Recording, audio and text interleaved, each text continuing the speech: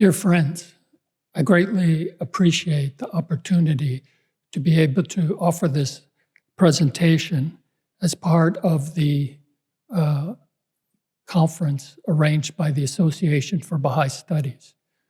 Well, of course, I regret the circumstances that keep us apart. I would much rather have been together with you all. But nevertheless, my thanks go to all those friends who have contributed to making this virtual conference possible. My hope is that my comments will help to contribute to the deliberations and presentations that will be made in the coming days that are part of the conference. Now, of course, what I'm sharing with you are my own personal views, and so naturally you should take them for what they're worth and consider them in the light of your own thinking and studies. In 1925, a European woman was touring the Middle East when she learned about the Baha'i faith. And so she made an arrangement to learn more about it, and an appointment was made for her to meet with Shoghi Effendi. And later she wrote a book about her travels, and it included this passage about the Baha'is. It said, "They are a lovable and fascinating people, the Baha'is, idealists who have dreamed a dream of peace that passes all understanding, who seek to bring relief to restless, unhappy human hearts, who by cooperation would replace competition and blend all races, religions, nations, and classes into one harmonious whole. A beautiful dream, too, good, it is feared, to come true in our present state of imperfection and atavistic crudity, but a dream that is pleasant to come into contact with, as I did for a couple of hours on a blazing April afternoon." Now, of course, this early account is not the only account that sees the faith as essentially utopian, as Baha'is as good people, but idealists aiming towards something that really isn't quite possible for human beings to obtain. Of course, even in recent years, some people continue to see the Baha'is in this light, looking at perhaps our non-involvement in politics or their lack of familiarity with the faith, to believe that Baha'is are not really involved in the real problems facing humanity. So the question derives from this: how does such a small band of so-called idealists expect to be able to make their dream a reality? How do Baha'is see that they're going to be able to achieve these high hopes? So, of course, it's certainly not through political action. If we call the message of the House of Justice tracing the path to peace, and we see that from the time of Baha'u'llah himself, the world was divided between contending kings and princes. Gradually, these relationships evolved, but led to the First World War. Humanity tried to then again reorganize its affairs, but again laid the seeds of another contest in the Second World War. There, humanity became very close to addressing the fundamental structural problems in society, but again set the stage for the Cold War, and then the search for a new world order. But then after that, again, things disintegrated with terrorism and other conflicts. And again, more than 100 years later, we see ourselves facing a contest between great powers. So political solutions by themselves don't seem to be able to resolve the issue. Whatever steps forward that are progressive, they're met by other steps which continue to disrupt the balance of the world. It's also not a question of mere personal behavior. If people behaved in their personal lives as good people, then all of these problems would go away.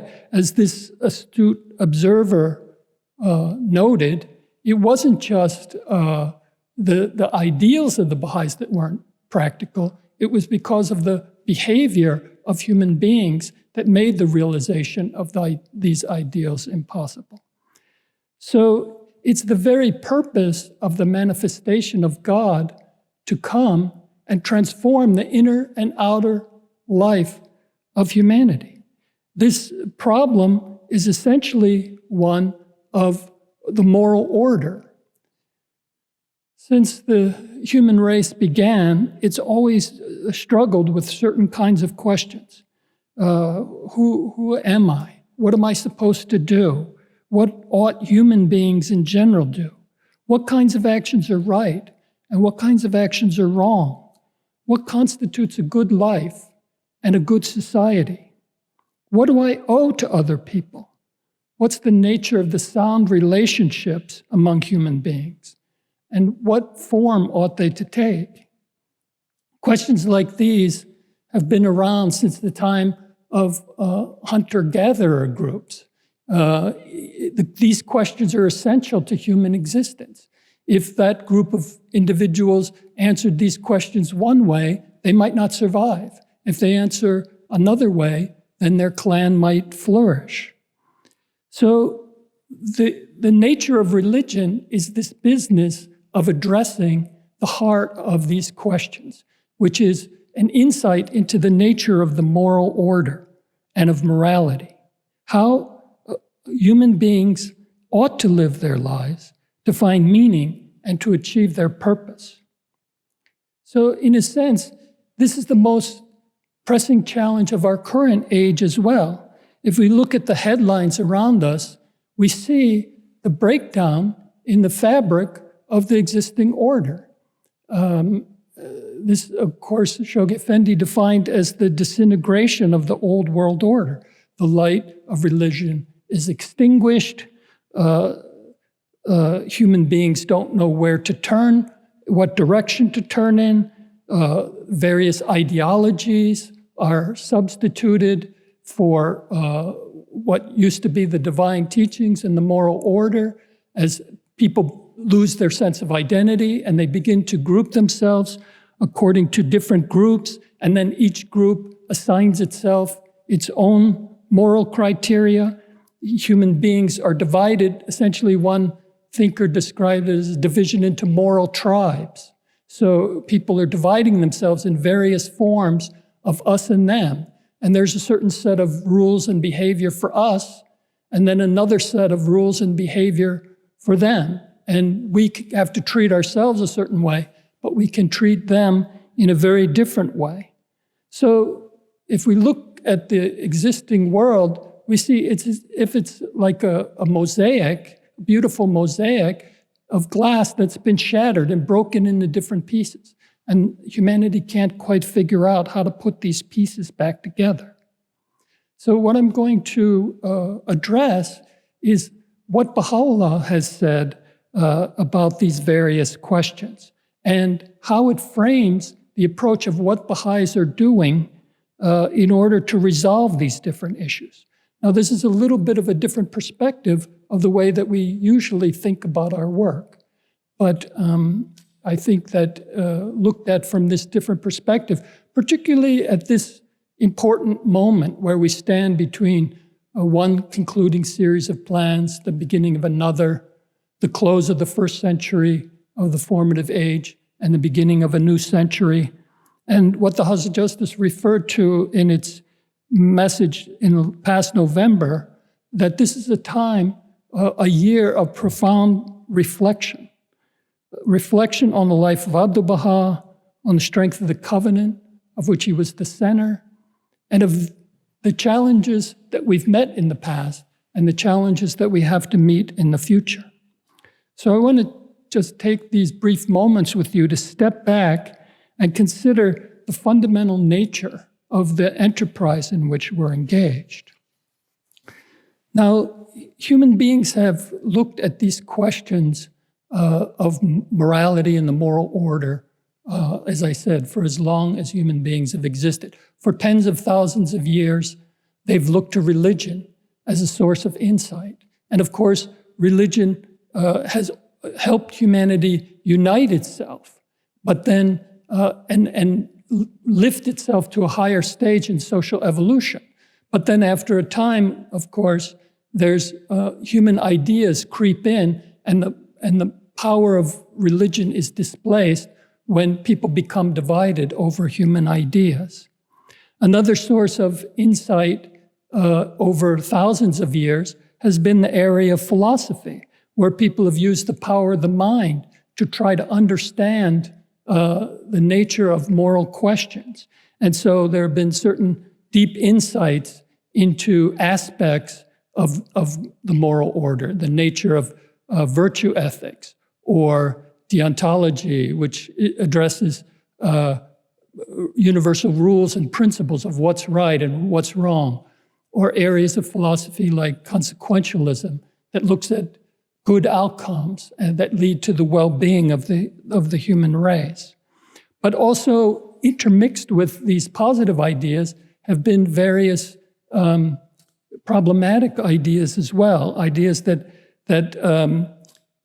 haven't contributed to this same framework, even to the point of like in the question of emotivism, where the very nature of morality is questioned, where it seems as if what we call morality and right and wrong and good and well-being is just an expression of individual human desire. Finally, in more recent years, different fields of social science, psychology, sociology, evolutionary biology, neuroscience, have tried to look at the human being in a scientific way to understand the nature of the human being and what makes the human being flourish. So again, certain very good insights have come, the appreciation of human moral development, aspects of human reasoning, things that contribute to good character, and so on, have been drawn from this. But also there have been its own limitations as well, not an inability to really fully appreciate human consciousness, and also certain conclusions that have left human beings questioning whether human beings even have a free will or consciousness at all. So each of these instruments that have contributed to thought about the moral order have had positive contributions, but also negative results as well. And so it's left human beings without any clear sense of what this reliable moral framework is, and something that could unite people around it. So what then insights can we draw from this? What is morality on the basis of these various contributions? Well, of course, there's different ideas about that. Morality is virtue, it's right and wrong, it's what's good, it's a social contract, it's what leads to human happiness, it's about good character or habit or whatever.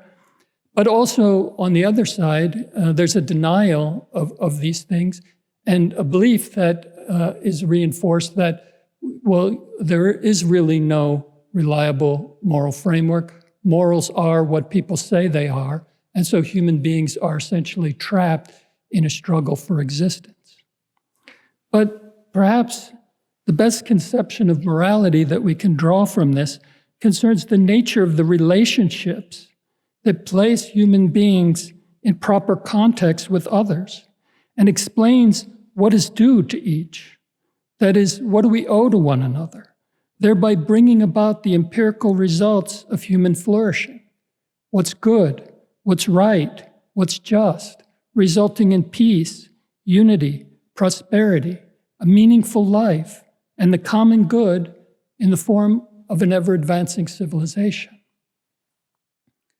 So, and I'd like to turn to what Baha'u'llah has said about these things, to get his perspective on this question of morality and the moral order, particularly at this time of the coming of age of the human race. So Baha'u'llah, of course, begins by describing the nature of the human being. The essential reality of the human being is the soul. Every human being is a soul, has a soul. And within that soul are certain God-given capabilities: a mind, a heart, a will, a power of agency, spiritual attributes, and a free conscience that is only responsible, only accountable to God. So with this human soul, God has given us these endowments with the expectation that we'll use them, that our purpose in being in this world is to express and cultivate these human endowments. So the fact that every human being possesses the soul establishes the essential oneness of human beings, that we all have this divine endowment. We're all one. Of course, this oneness has to express itself in unity and diversity. It's not that there will be uniformity because our essential reality is one. But what it means is there can't be any othering, that all these ways that human beings have divided themselves into us and them have to come to an end. And we have to recognize our essential oneness. Now, this essential oneness, again, is not a uniformity, but it's an equality of condition. It's a recognition that our endowments are the same. It doesn't mean that the portion that we received is identical. As Baha'u'llah says, for some, it's that portion might lie in the palm of a hand, or perhaps a cup full, or perhaps a gallon measure. But each of us has this identical condition that's formed by this identical potential endowment latent in our soul. The honor and distinction of the human being, Abdu'l-Bahá describes it, because we all have this God-given endowment, we all have honor. But then we distinguish ourselves through what we do with this portion that we're given. So Abdu'l-Bahá says the honor and distinction of the individual consists in this, that he among the world's multitudes should become a source of culture, of social good. And this is man's uttermost wretchedness, that he should live inert, apathetic, dull, involved only with his base appetites. So this is the individual dimension of the human being. Then, of course, Baha'u'llah also describes this collective dimension. Human beings are not designed to live in this world by themselves. They're social beings. And so society then, the collective in which human beings live, is both an environment in which then these individual souls are nurtured and developed, and also a protagonist in its own right to carry forward certain ideas in the form of a just and ever-advancing civilization. And in a certain sense, the fact that we recognize that every human being has a soul and an equal endowment, and that we are all fundamentally one, implies, implicit in that, is the idea then that the social order has to be organized in a way so that every human being can give expression to these potentialities. We can't organize the social world where some people have a chance to develop their mind, to express their agency, to live their life, while other people are exploited and denied these opportunities.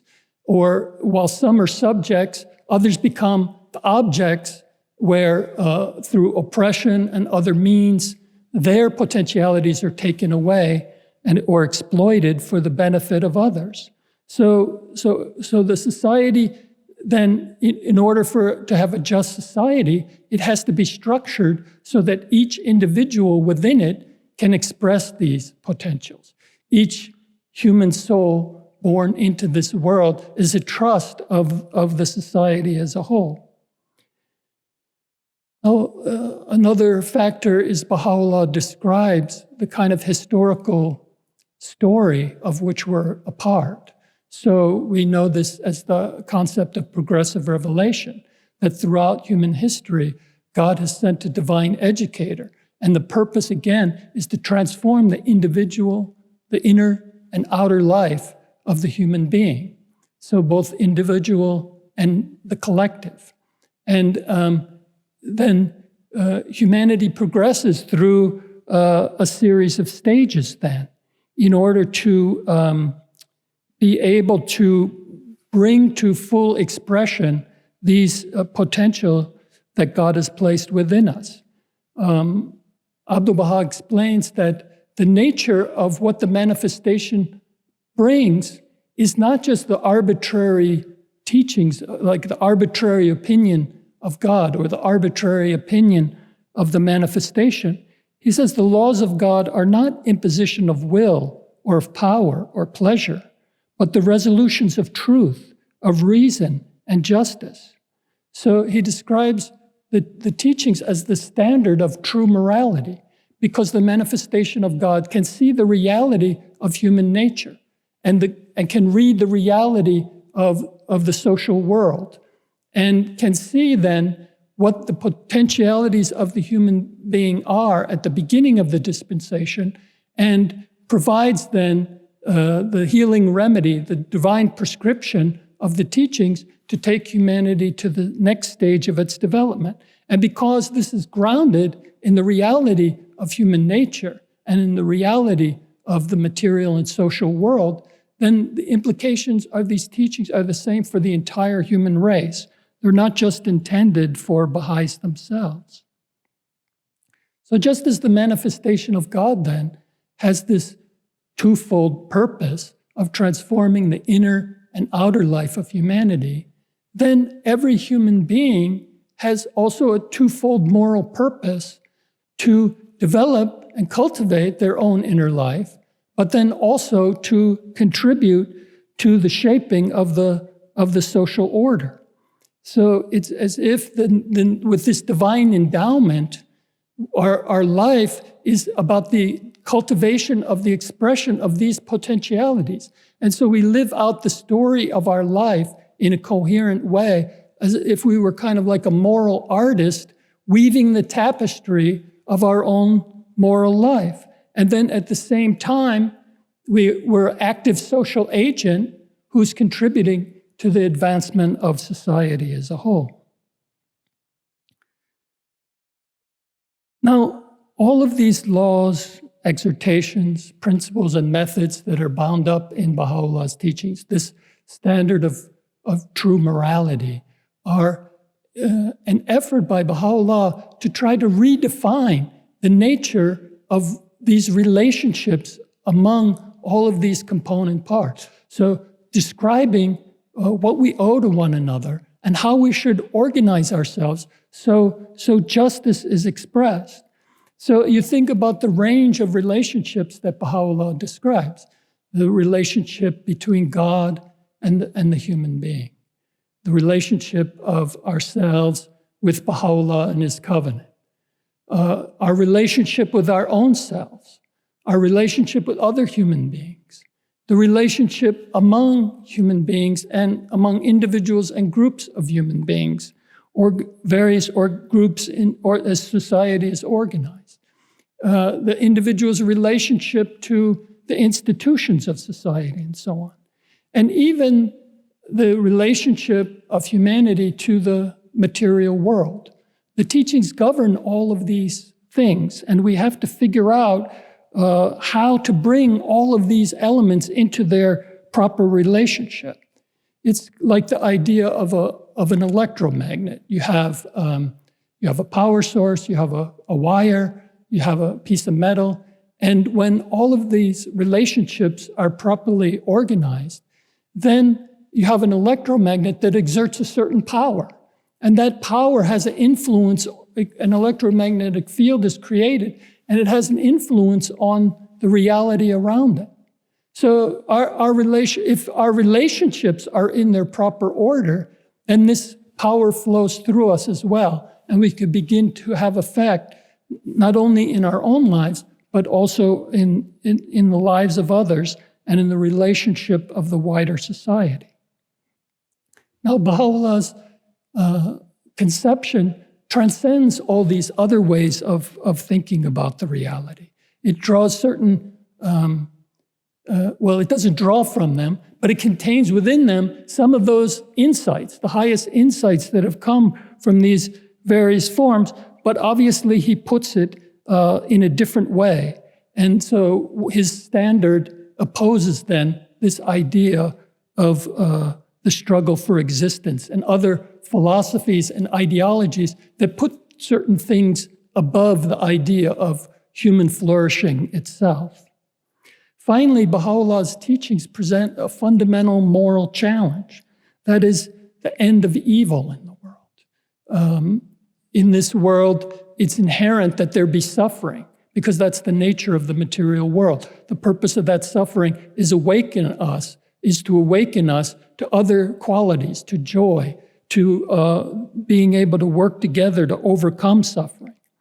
But evil exists in the world as a result of human action.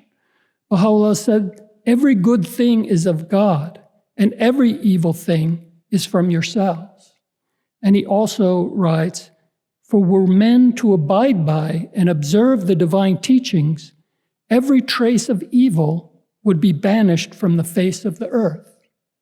If we reconfigure these relationships, then the human world would be a different world. Now, up to this point, I've been talking about morality and the moral order. But of course, it shouldn't be mistaken that what I'm doing here is reducing Baha'u'llah's teachings to, in some way, to just mere moral aspects of human life. In fact, Baha'u'llah himself addresses this question. He said, think not that we have revealed unto you a mere code of laws. Nay, rather, we have unsealed the choice wine with the fingers of might and power. This choice wine, of course, is his revelation, which gives us insights into reality that is not immediately apparent to us. But morality, changing the moral order and affecting these relationships is the essence of religion. But morality cannot be separated from spirituality and spiritual forces. So in a Pilgrim's Note, Abdu'l-Bahá draws a distinction between the moral life and the spiritual life. He was reported to have said, moral life consists in the government of oneself. Immortality is government of a human soul by the divine will. So the best human beings can do for themselves is to create some kind of framework of moral framework that contributes to human well-being and a good life and a good society. But in a certain sense, then, that's human beings through their own powers, their own limited powers, trying to decide what the best order is. Whereas this divine standard of morality is governance by the divine will. So there's an intimate connection then with our spiritual reality, these twin duties that Baha'u'llah describes.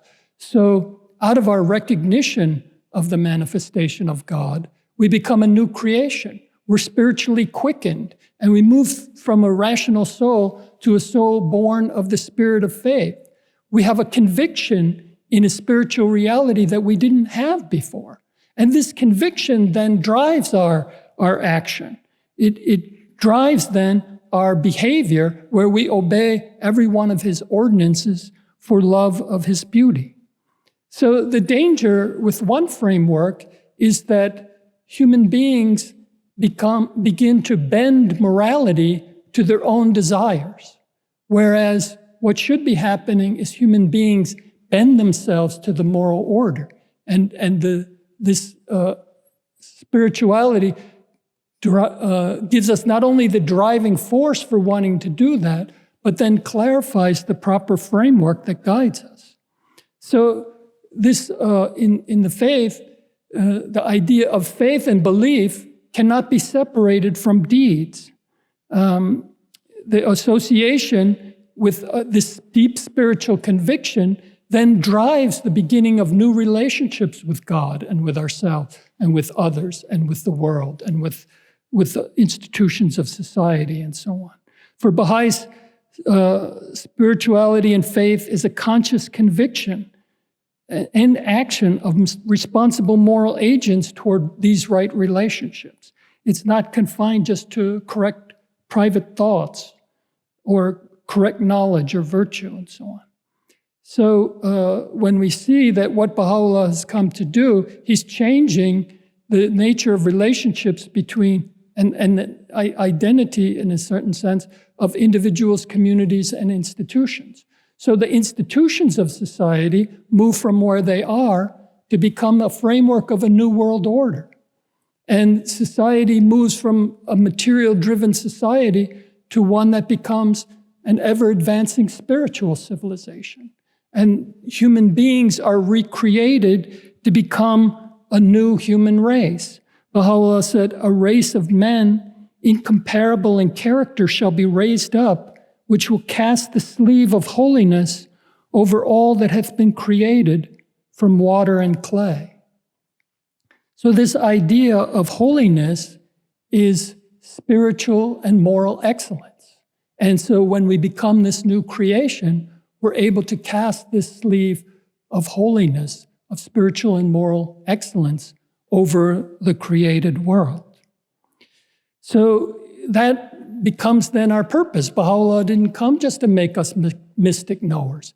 He came that we should become transformed, but then through that spiritual conviction, we should transform the world around us. So then social action, involvement in the discourses of society, these are not mere good deeds, not some secondary activities in which we engage in because maybe they might be some aspect of the plan and so on, but they're intimately related to Baha'u'llah's plan for humanity. Our conviction has to be expressed in action in the world to change our lives and to change the world around us. Now, Baha'u'llah has given us a number of different instruments to help us, a number of gifts that help us along our path. The first, of course, is his revelation. And in it are the various insights, the various concepts, the various practices we need in order to begin the process of changing these relationships, of establishing justice in the world. Of course, unfortunately, we have limited time, but I'll just mention a few of these, which hopefully will stimulate your own investigation into it. One, of course, is Baha'u'llah's statements about the importance of truth and the nature of the independent investigation of reality. We don't just take what others say. We don't just reflect the ideas of others, but we have to investigate reality and understand it. And this independent investigation, seeking out the truth, one thing is to recognize that truth exists, and then we have to find it. But then that immediately pushes aside the idea of ideology, where there's certain beliefs in certain ideas, and then these ideas are packaged in a certain way in society, so they become more important than human flourishing itself. So if human beings have to be sacrificed for these ideas, then what does it matter? Or people feel like these truth doesn't exist at all, and that all that exists is a contest for power. And whoever has that power, then they decide how things ought to be, and so on. Another aspect of Baha'u'llah's teachings is this concept of love, this divine love, which he says conquers the citadels of human hearts and binds together people in these proper relationships. Baha'u'llah said, the beginning of religion is love for God and for his chosen ones. And its end is to manifest that love to his servants. Part of this division into us and them means that people won't listen to them.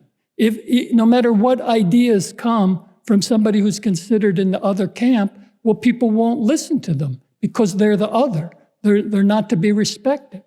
But they will listen to somebody from within the us camp for advice and for guidance and so on.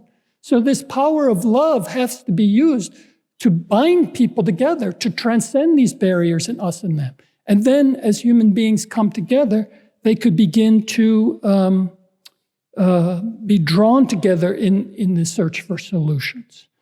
Another aspect of what Baha'u'llah said is the idea of justice. He said justice is giving what is due. And this idea of justice as expressed in Baha'u'llah's teachings takes various forms. Justice is a virtue that has to be cultivated among the other virtues. Justice has to do with certain principles and rules and laws that guide, that provide a universal standard for human behavior.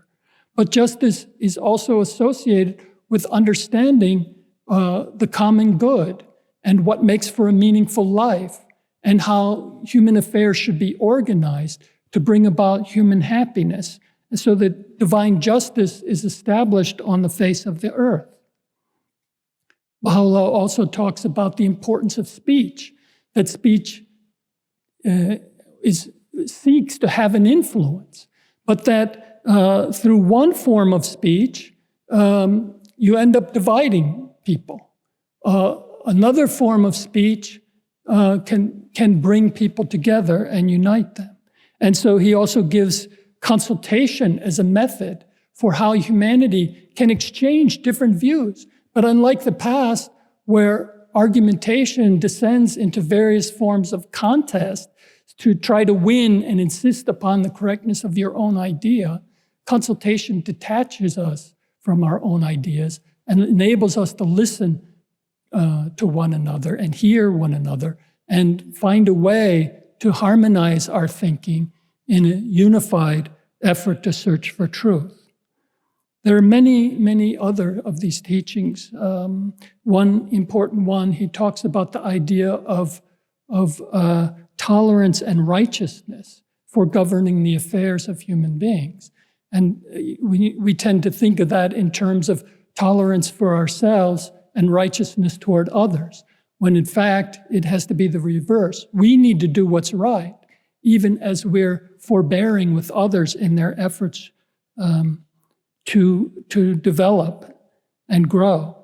And finally, another important one is the idea of that these moral teachings are something that's real, something that's empirical. As Jesus said, religion is tested by whether or not it brings forth good fruits. A good tree brings forth good fruits, and a bad tree cannot bring forth good fruits. And so it's not just a bunch of ideas, religious teachings that become beliefs, that become an ideology, but it's whether you put these teachings into practice, then you can see in reality the change and positive effect on people's lives and on society as a whole. Another tool, gift Baha'u'llah has given us is the idea of his covenant and the administrative order that's the child of that covenant. Abdu'l-Bahá explains that it's evident that the axis of the oneness of the world of humanity is the power of the covenant and nothing else. He says, today, the dynamic power of the world of existence is the power of the covenant, which like unto an artery pulsateth in the body of the contingent world. So Abdu'l-Bahá is not describing what the covenant means to the Baha'is only, but the covenant has implications for the uniting of the entire world. As I mentioned, one of the pitfalls of religion is when people lose touch with the divine teachings and begin to insert their own ideas. And all through human history, religion has fallen prey to this imposition of ideas from people who thought they knew better than everybody else. But Baha'u'llah established his covenant in order to give Baha'is a point to which they could turn. And because Baha'is could maintain their unity, then they could play the essential role that they have to play in helping to extend the influence of Baha'u'llah's teachings to the wider society, thus being a framework for the unity of the entire human race. So Baha'u'llah has given us a very revolutionary system that harmonizes the relationships among individuals, communities, and institutions, that makes humanity one group, that puts an end for the first time in history to the concept of us and them. So it does this, first of all, by creating this center to whom we should all turn. First Abdu'l-Bahá, then after Abdu'l-Bahā's passing, he perpetuated the covenant in the form of the administrative order with the guardianship and the universal house of justice. So this gives the Baha'i world two authoritative centers to which it can turn: the book and with its interpreters, and the guidance of the universal house of justice.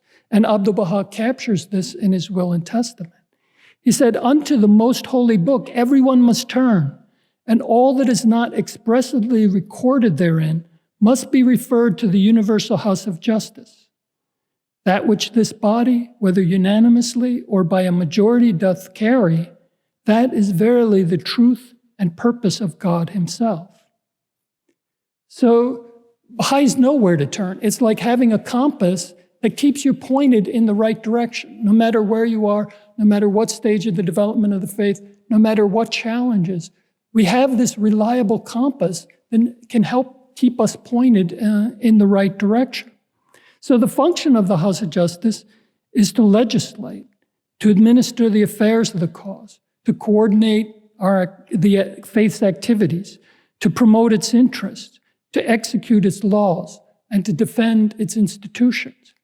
It also carries forward certain responsibilities that it shared with the guardian: the continuity of divine authority, the responsibility to safeguard the unity of the followers, to maintain the integrity of the teachings, and also to maintain their flexibility. So we all turn to the book, and if we all understand the book, well, we're all united by its clear and evident guidance. But if at a certain point, we're not sure what the book means, maybe a point is obscure, or a problem arises that causes conflict between the Baha'is, or the book doesn't cover certain things, that's when we turn to the House of Justice. Again, as Abdu'l-Bahá said, it is incumbent upon these members to gather in a certain place and deliberate upon all problems which have caused difference, questions that are obscure, and matters that are not expressly recorded in the book. Now, beyond then the House of Justice and the guardianship, the administrative order consists of the institutional arrangements among the Baha'is themselves. So we have a system of electing our institutions. Every Baha'i participates in this process. The individual and the community and the institutions, rather than competing with one another to exert their own rights and prerogatives, they're organized in such a way as to harmonize with one another, and the responsibility of each is essentially to look out for the other one. So when somebody's elected to serve on a local spiritual assembly, the first thing they're told is to forget their own likes and dislikes. It's not like a mandate where now you have these certain interests and projects. Now that you're elected to the assembly, that gives you a platform for propagating these ideas. No, you have to forget those likes and dislikes and see what the needs of the community are and think about the empowerment of all the individuals and the well-being and flourishing of the community as a whole. These become your primary responsibility rather than these other pursuits that you were interested before. The individual has the responsibility to prepare themselves to be a good elector, but then also to support the local spiritual assembly. Even in cases we know in consultation, even if they feel that a mistake has been made, then still the individual supports the institution. It can share whatever concerns it might have directly to the institution, not fomenting that discord among other believers. But then it supports the institution. The entire community moves forward together to test its ideas in action. And then, if necessary, these steps can be revised. So the community is responsible for the individual and the institution. And the institution is concerned about the individual and the community's well-being. And the individual is responsible to ensure that there's a thriving community and a strongly supported institution. So unlike the relationships in society where there's a constant competition, a suspicion of authority, contest for power, Baha'u'llah has rearranged this in a system of support and mutual cultivation and strengthening. Now, what happens is then all of these components then are empowered in order to fulfill their responsibility rather than control. The covenant does not create a framework of restriction. It creates a framework of freedom. The decisions of the House of Justice are not intended to compel people into particular forms of action. Baha'u'llah doesn't want us to follow him blindly. What happens is when the House of Justice makes certain decisions to guide the community, it selects the next plans, for example, based on the current stage of the development of the organic development of the faith, the current needs of society. It frames in a particular plan what needs to be done at this time to help develop the faith to move to its next stage. Individuals then have to make a choice that as they think about these various coherent aspects of their life, what part will they play in contributing to the needs of the community at this particular stage of its development? So it's like the idea of air traffic control system. I mean, what we can do now, we have the freedom to fly any place in the world. And almost by magic, in a few hours, you can be on the other side of the world. But this freedom is not purchased through license. It doesn't mean everybody can do what they ought to do, what they want to do. It means that because there's a certain framework, because there's certain rules that administer the safety of airlines, because there's certain structures for how airlines can fly and where they can go, it means that then people are empowered to move seamlessly in every direction. So the human being is empowered through adherence to a proper framework. And the covenant is the axis of the oneness of humanity because it preserves the unity and the integrity of the faith and ensures that it can do the job that Baha'u'llah designed it to do. And it prevents it from being disrupted by individuals who are convinced that only their understanding of the faith is correct, or the belief in any aspect of the work of the community is correct. And they try then to impose their ideas on others. The faith is protected from that. Finally, friends, there's this precious gift that Baha'u'llah gave us, which is his son, Abdu'l-Bahá. And not only Abdu'l-Bahá is the center of the covenant, but also the example of Abdu'l-Bahá as the way that we have to strive to translate Baha'u'llah's teachings into reality. So Abdu'l-Bahá is this embodiment of every Baha'i ideal. He's the perfect exemplar that we have to follow. And, often we think in terms of Abdu'l-Bahā's example, in certain cases, some vignettes, and how that translates then for how we think, how we ought to behave. And of course, that's a powerful idea in its own right. But I like to think just a little bit differently then about Abdu'l-Bahā's example. And of course, I'm completely inadequate to be able to do it. But I just offer some of my own thoughts for your consideration. If we think about the example of Abdu'l-Bahá in relation to this concept of morality and the moral order, of Abdu'l-Bahá as a moral agent, of how he acts in the world to be able to transform it in all of its dimensions to bring it into alignment with Baha'u'llah's expectations for humanity.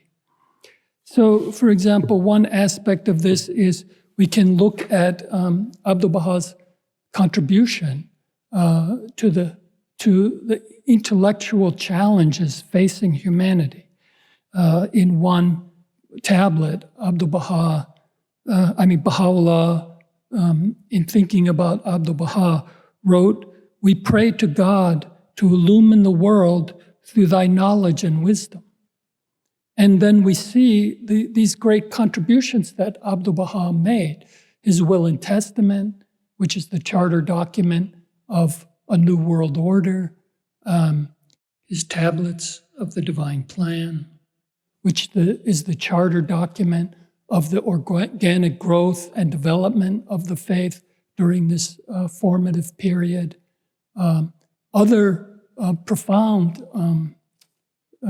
documents that he wrote, The Secret of Divine Civilization, which gives us insights into the spiritual and economic development of nations, and also his other addresses, his tablet to The Hague, and the various presentations he made in the West that help us understand peace as something more than an end to war, but peace as the configuration of all these elements and relationships that Baha'u'llah talked about, the advancement of women, the elimination of poverty, education of people, and so on. So these profound insights now are guiding the Baha'i world as we learn how to understand these insights Abdu'l-Bahá provided, and then how we try to translate them into action in our own efforts to begin to help mold these relationships of society. Another aspect is the self-identity of Abdu'l-Bahá as an example to ourselves. Abdu'l-Bahá considered himself the servant of Baha'u'llah, and he wouldn't accept any praise. He was impervious to any kind of blame because he knew who he was and he knew what his mission was, and nothing could sway him from performing the function that he knew he needed to perform. He also called upon the Baha'is to follow him. He said, "Look at me, follow me, be as I am. Take no thought for yourselves or your lives, whether ye eat or whether ye sleep, whether ye are comfortable, whether ye are well or ill, whether ye are with friends or foes, whether you receive praise or blame. For all of these things, you must not care at all." So then what about our identity? Is it as firmly rooted, or are we a little more susceptible to some of these forces blowing us in one direction, how others think about us, how others judge our actions, and so on? Or are we able to see ourselves also as servants of Baha'u'llah, citizens of the world order of Baha'u'llah, who have certain responsibilities, and then we walk in those footsteps of the Master, even if people don't understand why we're doing what we're doing. Another aspect, I think, powerful moral example that Abdu'l-Bahá is given us is how he has used the power of speech. I mentioned before that this speech is important for unraveling this framework of moral tribes, that people are bound and they're divided and they can't talk and they can't listen. And they escalate a contest for power until they can impose their ideas on this other group. And so there's one group gets the upper hand, imposes its ideas, the other group has to retreat, but then it coalesces and it comes back. So even if that previous group did something good that contributed to moral well-being, this other group gets into power, it changes what it thinks is bad, it brings in what it thinks is good, and so humanity continues to go around in these circles and not be able to resolve its problem. So Abdu'l-Bahá used his speech to transcend these divisions of us and them, to call people to a higher way of thinking, to help the person feel that they're one with Abdu'l-Bahá, And then he begins to gradually share with them insights based on their capacity to lift them up to a higher level. In one talk, Baha'u'llah was talking about this idea of the power of speech and the example of Abdu'l-Bahá. And he said, these again are reported words, "Whatever a person say, hollow and product of vain imaginings and parrot-like repetition of somebody else's views, though it be, one ought to let it pass. One should not engage in disputation leading to and ending with obstinate refusal and hostility, because the other person would consider himself worsted and defeated. One ought to say, right, admitted, but look at the matter in this way, and judge for yourself whether it is true or false. Of course, it should be said with courtesy, with kindness, with consideration. He will agree, because he comes to realize that the purpose has not been to engage in verbal battle and to gain mastery over him. He comes to realize that the purpose has been to impart the word of truth. His eyes and ears are opened. His heart responds. His true nature unfolds. So throughout Baha'u'llah's writings, he talks about the nature of speech. One form of speech is a deadly poison, another a healing remedy. Sometimes it's meat, sometimes it's as mild as milk. And so wisdom has to be used to engage others. Baha'is have to develop a capacity for moral persuasion. This changing of the relationships of the world is not going to be done by the Baha'is alone. Every nation and every people will have to participate, but only if they can be empowered to see their part in it, and only if they can leave behind these habits of division and prejudice and contention that divides the human race. For example, you see with this use of language in relationship to issues of race now in North America, and people have divided themselves. And they use language in such a way as to contend with one another and exert power over one another. With race itself, there's a kind of an enervating paradox at the heart of it. On the one hand, if you say science says that there are no races, there's just the human race, therefore I'm colorblind, I don't see color. On the one hand, it's true that there is no spiritual or biological foundation to race, but the reality is that there is a social reality to race that human beings have constructed. And to say that you're colorblind means that you can't see the injustices that exist because of prejudice, and because you can't see them, there's nothing that you can do about it. On the opposite extreme, to say that there are different races, all humanity is divided into these different categories. If you're in this category, the way to think and the way to behave is thus and so, then you're actually inadvertently buying into the framework, the unjust framework that has divided humanity. And then you perpetuate that scheme and force others into the same boxes generation after generation.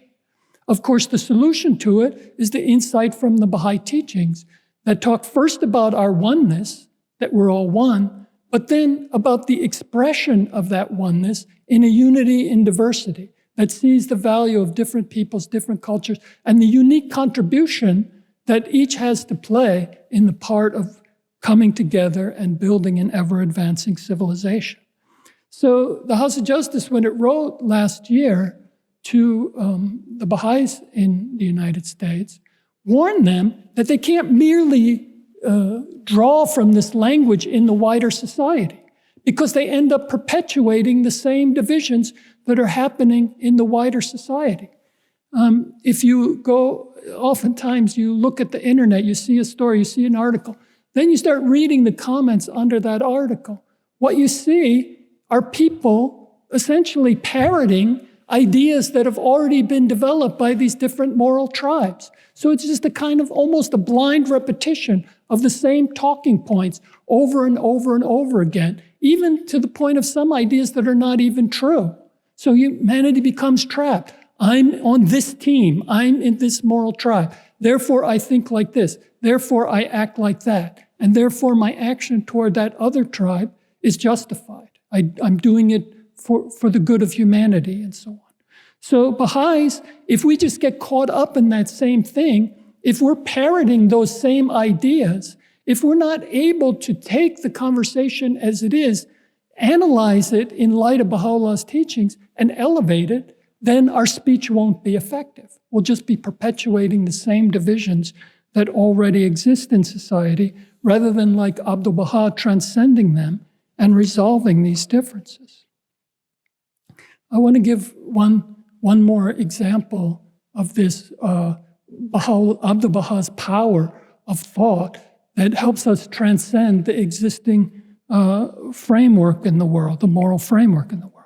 So one thing that plagues humanity today is the extremes of wealth and poverty. And this is one of the principles of Baha'u'llah. Baha'is of an earlier age used to call this the spiritual solution to the economic problem.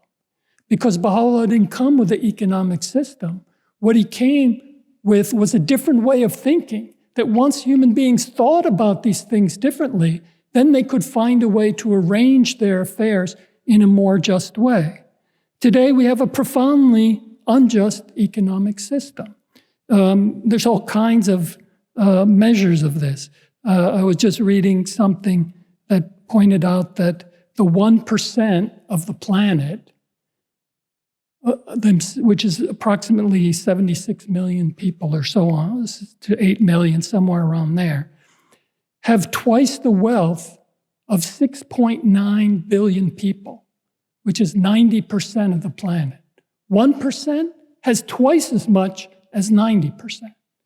Another measure of that is the billionaires on the planet, which is about 2,800 people or so. The billionaires of the planet have as much wealth as 4.6 billion people, which is roughly 60% of the people on the planet. So how did this happen? It's not because, well, there's a free market system, and if you just put it into place, this is how it comes out.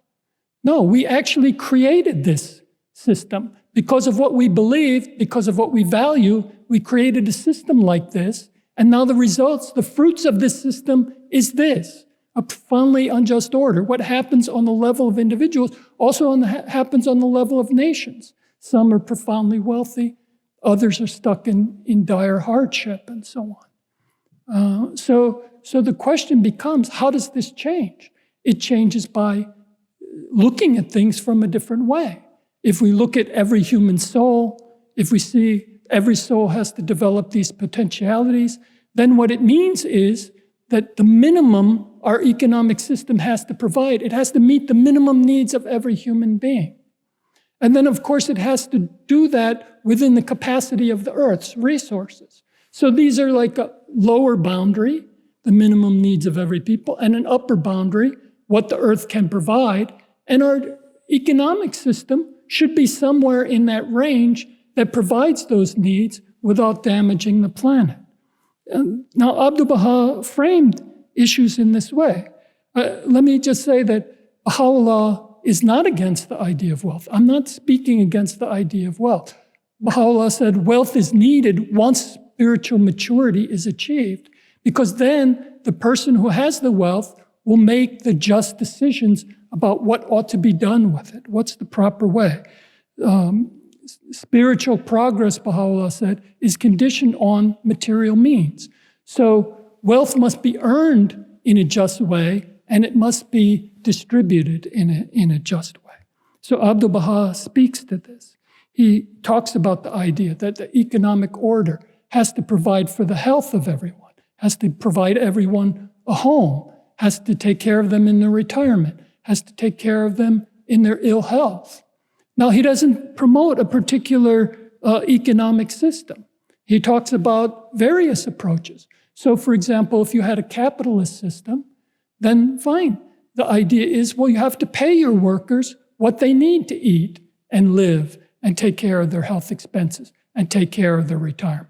Maybe through profit sharing, maybe through the salaries you pay them. You pay them what they need in order to survive and to express this moral artistry so that they can live a full and flourishing and meaningful life. Or on the other hand, you could have a form of a socialist system where the government taxes the wealthy and then structures certain programs for health or for retirement or whatever. So again, that these human needs can be met. It's left to the individuals to decide how this structuring will take place. But it has to be spiritually, morally illumined individuals who then make just choices. This leads to making sure that, okay, it doesn't mean that the world will all be equal, that there will be equal outcomes. But on the other extreme, it doesn't mean that there will be this kind of pseudo-meritocracy where anybody who accumulates anything, it's done because of their superiority, their hard work, or whatever. A few thousand people are not working harder than 90% of the people of the planet, and so on. So what we need is to create a system that eliminates these extremes and brings justice to our economic order.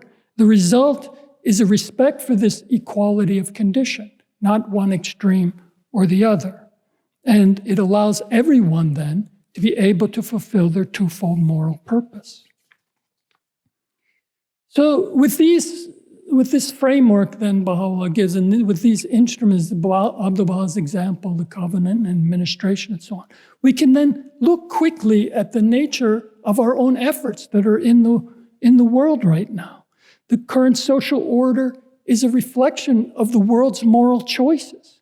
And the society that Baha'is are trying to create at Baha'u'llah's command and in light of his teachings is going to be a moral achievement. It's going to be created by our thoughts, our discourse, our actions, and the sum of our relationships. By moral, again, I mean this kind of action that's grounded in spiritual conviction, this government of a human soul by the divine will. So the effort of every individual then is to live a coherent life, to cultivate and give expression to all these gifts that are inherent in our soul, to live a life of moral artistry, to create a life that's good, that's purposeful, that's meaningful, that's just in our relationship to others. So Baha'i life is about this spiritual conviction that drives this. So we wake up, imagine, we wake up in the morning and we then go say our prayers. We're cultivating that proper relationship with God. We're cultivating that proper relationship with Baha'u'llah and our covenant. We're praying, we're reading the writings. We're taking ourselves into account. We're exercising that proper relationship over ourselves to make sure that we're in line with the divine will, and that little by little, day by day, we improve that behavior. Then we step out from that chamber and we go out in the world to cast the sleeve of holiness over all that is created with water and clay. So our relationship with other believers, the members of our family, the members of our community, in our neighborhood, on our assembly, in our workplace, in all these spaces we inhabit, we're building these sound relationships, even the proper use of our material things so that we have a proper relationship with the material reality. Collectively, we're meeting the challenges of the faith at this stage of its organic development, and that have to be met in order to fulfill Baha'u'llah's moral intent. So it's like the idea in ecology of a succession of communities. If you burn down a forest and you want to regrow that forest, it doesn't come in one stage. What happens is it begins very simply with some microbes and so on, and fungus or whatever, and then that sets the stage so slightly bigger plants and insects could come that create the stage then for maybe small plants and animals to come and so on. So stage by stage, the mature forest is eventually reestablished. So the Baha'i community is developing in the same way, organically. What happened 100 years ago in 1921 and the efforts that Baha'is put into place then set the stage for the developments that were to come 60 years ago, and then set the stage for the developments that came 25 years ago, and then set the stage for where we stand now and the developments that now need to come after us. In this collective process, we can understand through this moral lens what Baha'u'llah meant by the idea of teaching. As he explains it, if you possess a gift, well then you have an obligation to share that gift with your brother and your sister. So what you do is you're obliged to share it. How can you keep it for yourself? But then you share that gift with your brother or sister, then they have a free conscience. You have to accept whatever response they give. So if they accept it, wonderful. If they don't, they're still your brother or sister. So we still work together. We still harmonize our thoughts in terms of working together for the betterment of the world. So this is the expression of our teaching work now. We're reaching out, but whether somebody accepts or doesn't accept, we're trying to create this space where we can understand what Baha'u'llah said and translate it into action.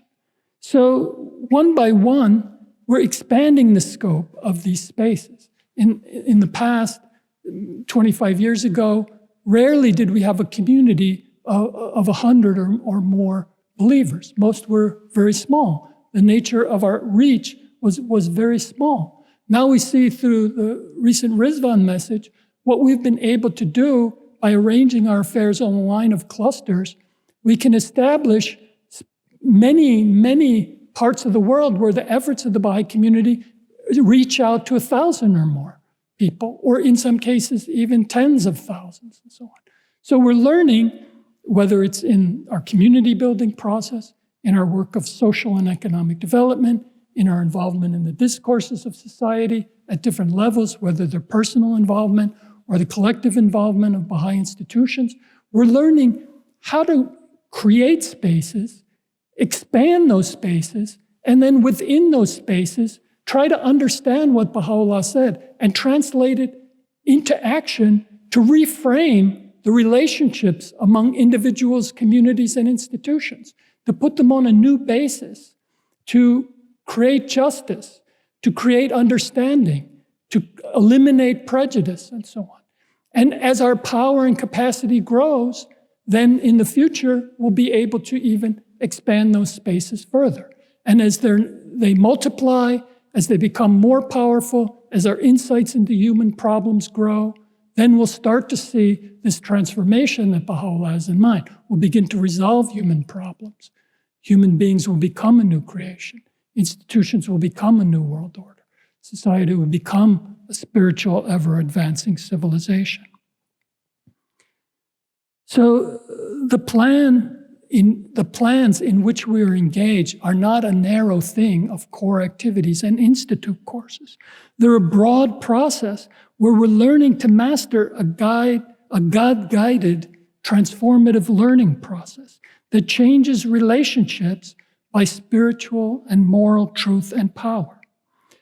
The world is broken into these moral tribes, and we have to learn how to enter into all those spaces, become one with people, and begin to help to transcend the various divisions of identity and group and moral belief that are dividing the human race. This is not only a process of the fulfillment of all these different areas, it's also an aspect of the intellectual challenge we face as a community. If you think about the challenges of the next 25 years and the instruments like the Association of Baha'i Studies, the Baha'i Journal, the Institute for Studies in Global Prosperity, and so on, where we're trying to cultivate these powers of the individuals to be able to look at and analyze and tackle these human problems at an ever greater level. As we look in the future, we'll have to develop many, many more Baha'i-inspired agencies. We'll have whole villages where we need to look at the spiritual and material advancement of the people of an entire village and then an entire area. And this becomes an intellectual challenge for every Baha'i to find a piece of it that they can identify, where they can read the reality and translate it into effective action. Now, friends, I want to just briefly conclude my remarks here. The nature of the process we're engaged in is not about formulas and sets of rules. It's about learning what Baha'u'llah said, and then striving to translate it, to put it into reality and action. We're but a small part of the world. The Guardian said we're 11. 11 is a pervading influence. We have to do what's right, and as we do that and gain that power of an electromagnet, we can begin to affect the alignment of others around us. There's no shortcut in trying to get where we're trying to go. We can't force others into proper alignment. They have freedom of conscience. There's no magic formula for dealing with it. It's about learning little by little, day by day, to translate what Baha'u'llah said into reality and action. So we have to strive to become protagonists of a change in the relationship of human beings toward one another and become co-creators of a new spiritual and moral order in the world of humanity. I want to leave you with these words of Abdu'l-Bahá. You belong to the world of purity and are not content to live the life of the animal, spending your days eating, drinking, and sleeping. Your thoughts and ambitions are set to acquire human perfection.